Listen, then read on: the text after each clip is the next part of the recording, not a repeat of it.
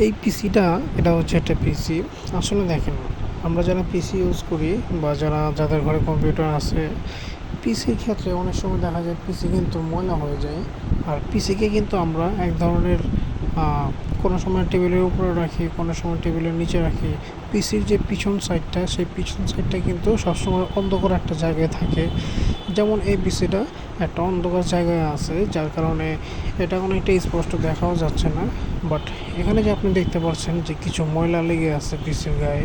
এই পিসিটা হচ্ছে গ্লাসের, অর্থাৎ পিসির যে সামনের অংশ সেটা গ্লাসে, এবং ভিতরে কী কী আছে সবগুলো দেখা যায়।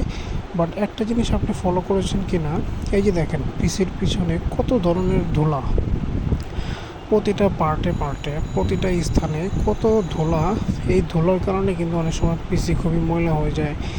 এই যে দেখতে পাচ্ছেন পিসির যে এই পাশে, ডান পাশে, বাম পাশে, পিসির পায়াগুলোতে, পিসির যে এই যে চিপা সাইডটা আছে, এবং পিসির যে পাখাগুলো আছে, লাইটিং পাখাগুলো দেখতে পাচ্ছেন, এই পাখাগুলোতে কিন্তু প্রচণ্ড পরিমাণের ধুলা, এবং গ্লাসগুলো ধুলোর কারণে কিন্তু অনেকটা ঘোলা হয়ে গেছে।